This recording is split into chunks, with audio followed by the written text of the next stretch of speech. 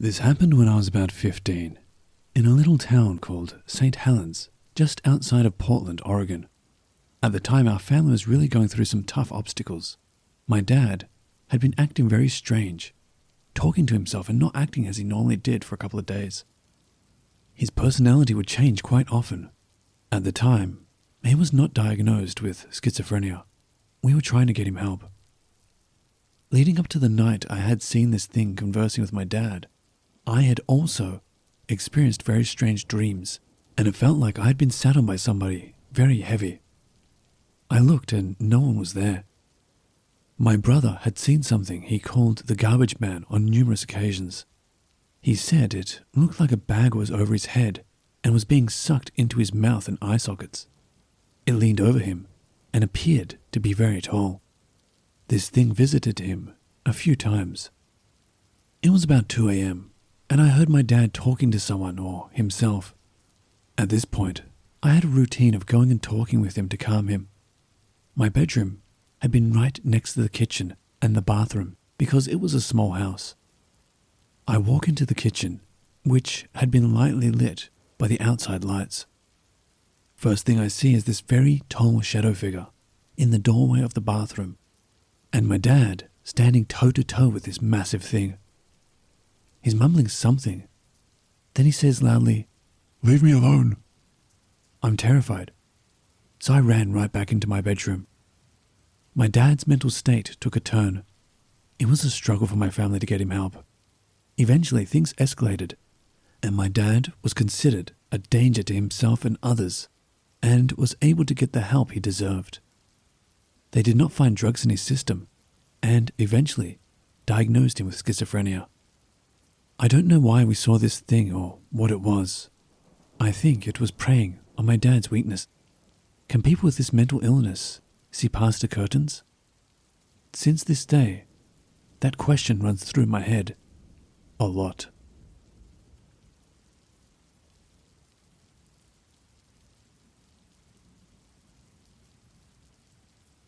So, I had a negative spirit attached to me, but then she attached herself to my friend's necklace, which then was affecting my friend since the beginning of the school year. But yesterday the necklace broke, and the spirit got released from it, and now the spirit's very mad about it. She was the one who told a dog spirit to throw it and break it, which that in itself is a bit of a long story. But now she's mad at us for the necklace breaking, and keeps trying to choke me and my friend.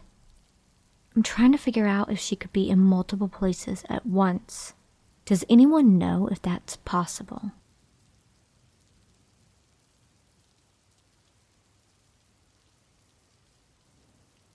I like to go charity shopping a lot.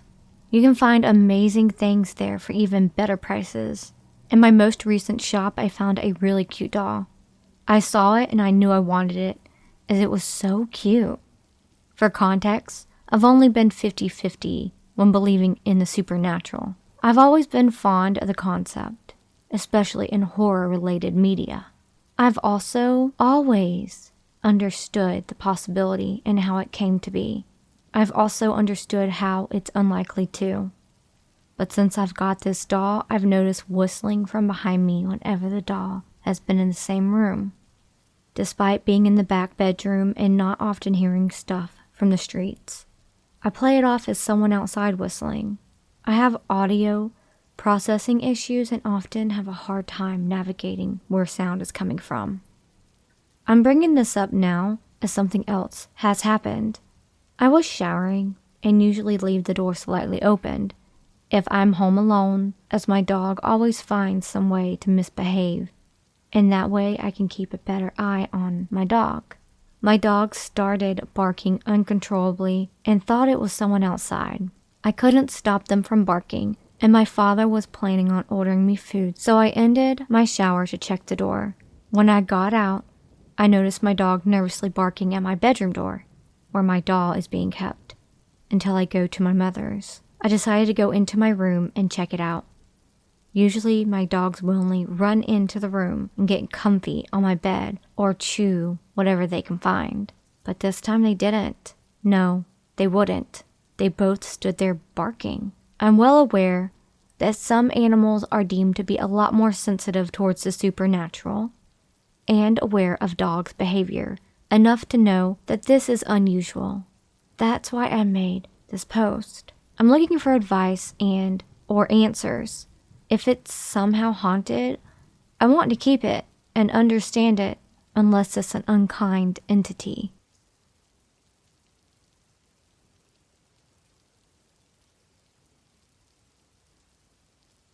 Never thought I'd post an update on this. Many of you may remember my post nearly a year ago. If you don't, welcome. A year ago, my roommate purchased a camera that detects motion to put into his toddler's bedroom or living room. Not too long after installing the camera, before we got a memory card for the camera to have recorded camera footage, an image was captured on it. I was home alone with my boyfriend when I received a motion alert notification. I checked it and was bombarded with the image of whatever the hell that was. So I posted it here on Reddit, naturally, as we'll all do, instead of burning the house down. My roommate didn't believe that our house was haunted or even in ghost prior to a couple weeks ago. But before I get into what caused him to change his mind, let's go over the weird happening around the house for the last year. For the last year, my boyfriend believed that the image was just a really weird motion capture of a fly. He didn't believe our house was haunted either. We got home from a doctor's appointment one day to one of our pillows in our bedroom in midair. It promptly fell once we saw it. That changed his mind. After being noticed by other people, whatever entity in my house started just being straight up inconvenient. Literally stole an about to be smoked cigarette from the top of my dresser.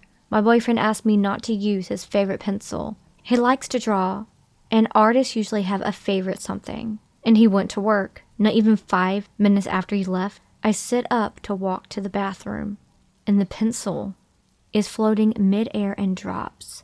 It has actually disappeared since. The ghost has authority issues. I was in the kitchen getting a drink one day, clearly felt a tap on my shoulder. I turn around and no one is there. Creeped me out. Same night, my roommate's daughter tried to go to the bathroom after a long car ride, and the ghost was literally holding the door shut. I mean, like, the door is unlocked. Knob is unturnable. Door budges a little bit, but not much. It didn't let her into the bathroom until she asked nicely. Like she said, "Can I please go to the bathroom?" And then the door opened. I do not like the idea of having a bathroom dwelling ghost. The ghost decided to shake our door once. No idea why. Just grabbed the door and started pulling it back and forth.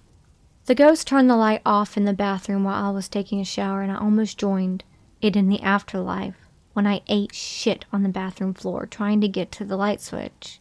Let's get to the whole roommate believing us finally. And guess what?